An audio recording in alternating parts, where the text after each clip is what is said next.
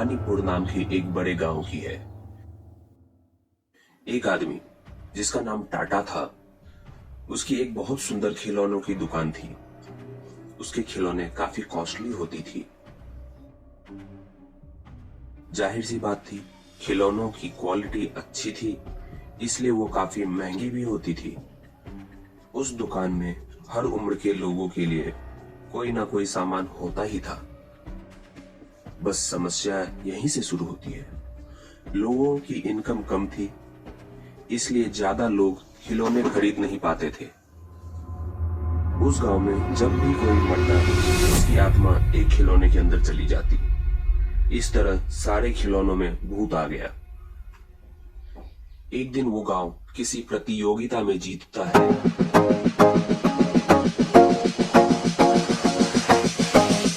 टाटा भाई खुश होकर जीतने वाले टीम के सभी सदस्यों को उनका मनपसंद खिलौना गिफ्ट कर दिया। सब बड़े खुश थे।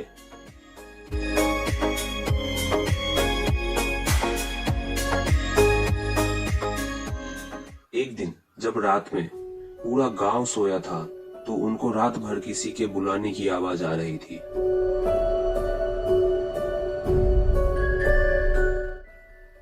वो आवाज काफी डरावनी थी और कुछ और भी दूसरी तरह की आवाजें थी जो डर का माहौल पैदा कर रही थी।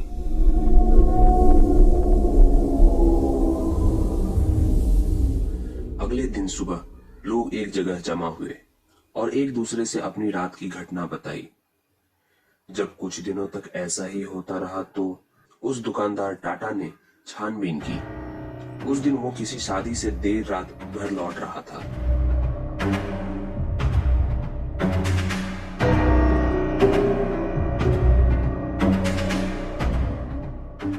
बहुत सारे खिलौने एक ही पेड़ के नीचे अपने आप चल रहे थे। उसमें से आवाजें आ रही थी।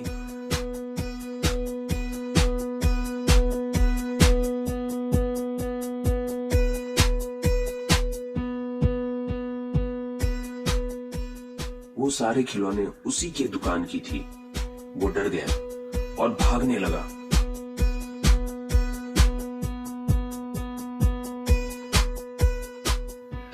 एक खिलौने ने उसे देख लिया और उसके सामने आके अपने साथ खेलने बोला। हे टाटा, हमारे साथ खेल, वरना हम तुम्हें मार देंगे।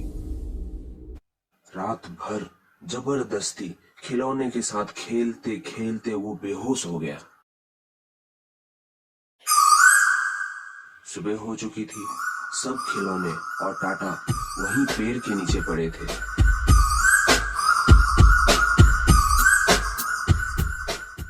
जब गांव वाले उठे तो देखा खिलौना गायब है।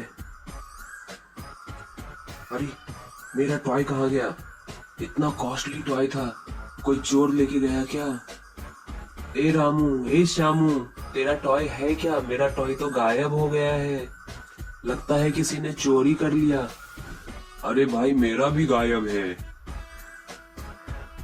सब यह बात कर ही रहे थे तो टाटा ने आवाज लगाया, बचाओ बचाओ।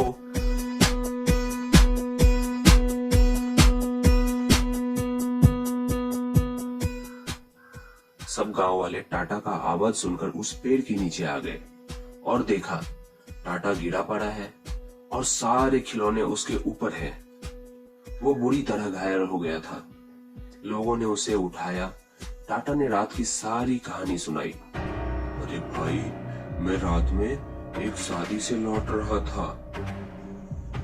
मैंने देखा कि कुछ खिलौने वहां पे जमा हैं और वो आपस में ही चल रहे हैं, खेल रहे हैं, बातें कर रहे हैं। उन्होंने मुझे पकड़ लिया और रात भर मेरे साथ खेले। उन खिलौनों में अपने ही गांव के मरे हुए लोगों की आत्मा थी।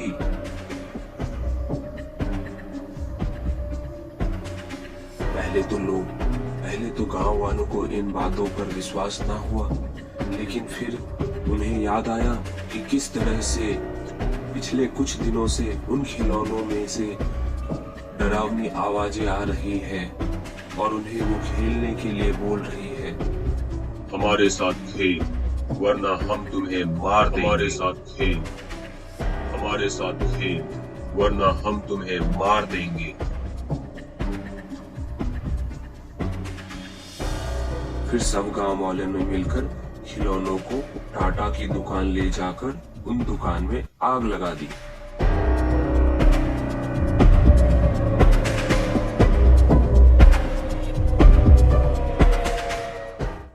टाटा अमीर आदमी था और ये सब उनके कहने पर ही हुआ था।